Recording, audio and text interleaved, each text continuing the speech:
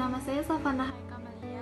Di sini saya menjelaskan tentang Assalamualaikum warahmatullahi wabarakatuh. Nama saya Kisri Raifli, saya di kelas 11 IPA 2, nomor absen 8. Halo semuanya, perkenalkan nama saya Inaya, saya berperan sebagai khusus halus.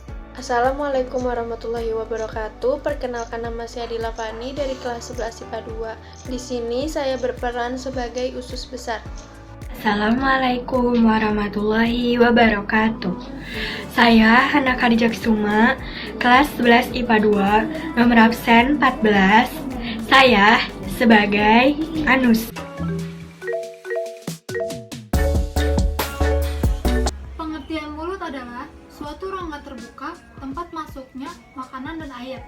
Fungsi mulut itu adalah untuk memakan dan mengunyah makanan agar menjadi lebih halus dan agar mudah ditelan. Bagian-bagian dari mulut itu ada gigi. Gigi terbagi menjadi 3 bagian, yaitu ada gigi taring, gigi geraham, dan gigi seri. Fungsi dari gigi taring itu adalah untuk merobek makanan. Gigi geraham fungsinya untuk mengunyah makanan, dan gigi seri fungsinya untuk memotong makanan. Lidah itu fungsinya untuk mengunyah dan menelan. Kelenjar ludah terbagi menjadi 3, yaitu ada glandula parotis, glandula submaxillaris, dan glandula sublingualis.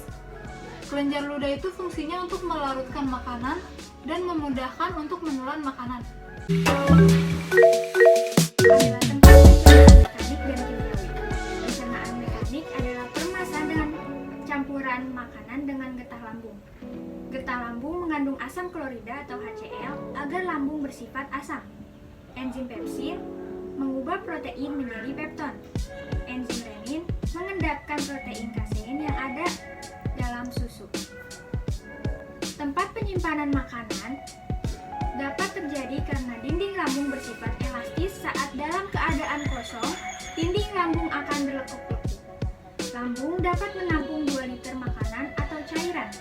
Setelah proses pencernaan kimus akan masuk sedikit demi sedikit ke dalam usus 12 jari, dibantu oleh sfinkter, yaitu otot-otot yang tersusun melingkar antara lambung dan usus 12 jari.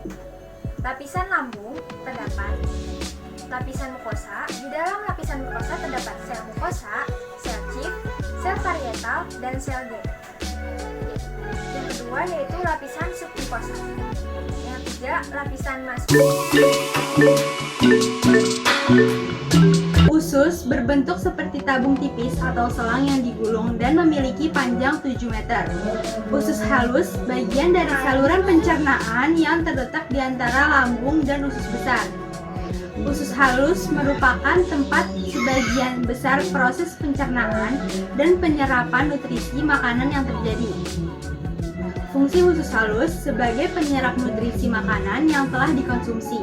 90% nutrisi makanan yang masuk ke dalam peredaran darah yang berasal dari penyerapan nutrisi yang dilakukan oleh usus halus. Bagian usus halus itu ada 3. Yang pertama, usus 12 jari, karena usus ini memiliki panjang. Usus besar adalah sistem pencernaan yang merupakan lanjutan dari usus halus. Dibagi menjadi 4 bagian, yaitu ada sekum. Sekum merupakan kantung yang menghubungkan ileum dengan kolon. Yang kedua ada kolon. Kolon merupakan bagian usus besar yang paling panjang. Dibagi menjadi 4 bagian, yaitu ada kolon ascendens. Kolon ascendens terletak di bagian kanan rongga perut. Yang kedua ada kolon transversum. Dia terletak melintang dari kanan ke kiri bagian atas rongga perut. Yang ketiga ada kolon descendens.